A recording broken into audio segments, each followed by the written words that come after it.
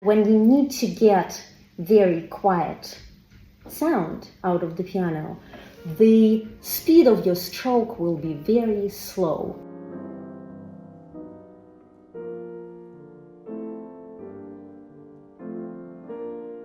Do you enjoy exploring the subtle details of sound on the piano?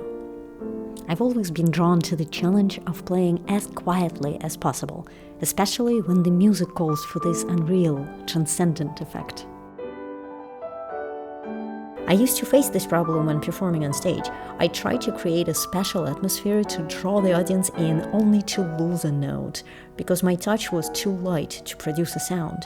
This left me with two choices: play louder and sacrifice the delicate atmosphere that I was aiming for, or risk missing those crucial notes altogether.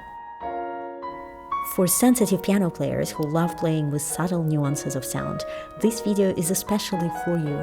Here is a simple exercise I learned from one of my teachers that helped me, and I hope it helps you too. When you need to get very quiet sound out of the piano, the speed of your stroke will be very slow. But how slow can you go without actually losing a note? Before we start, a few key principles to keep in mind. Aim for firm fingertips and a free-flowing wrist and arm. The most effective way to practice firm fingertips while maintaining the free flow of the arms is by applying the full weight of your hand and arm. And lastly, the speed of your stroke is a more effective way to control the volume than the weight or force.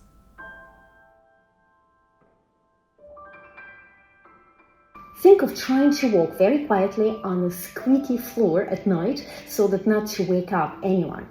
When you step on that floor, you're not trying to be light, and you do step on that floor with all the weight of your body, but you move so slow.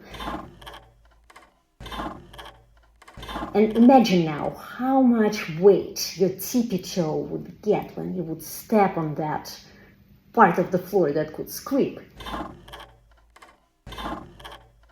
Let's sink into the piano and let's try to sing so slow as to not make a sound. Oopsie, too fast. Way too fast. Let's try again. The only thing that hopefully you heard is that sound of the wood. Try for all of these notes to go down at the same time. On some instruments, it's virtually impossible, but you could get it somewhat close to perfect. The point of this exercise is to get the feel of it, not to get perfect. Now you know how slow your stroke has to be in order to be too slow. Apply a little bit, slightly more of the speed.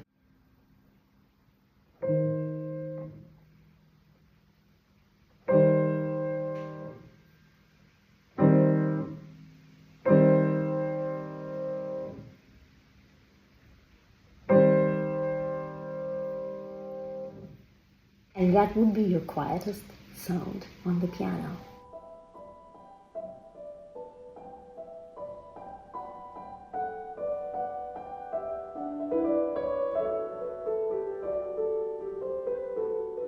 This isn't a foolproof method, of course. As you saw at the start of this video, I would still lose a note or two when I'm caught up in the moment. Also, on different pianos and in varied acoustics, the speed of my stroke often changes, and sometimes full weight doesn't work for me when creating this out-of-this-world, ultra-quiet effects.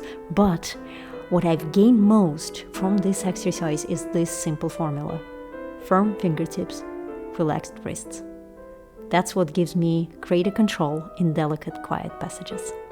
So have fun experimenting with that, and I would love to hear your thoughts on working with sound in the comments below.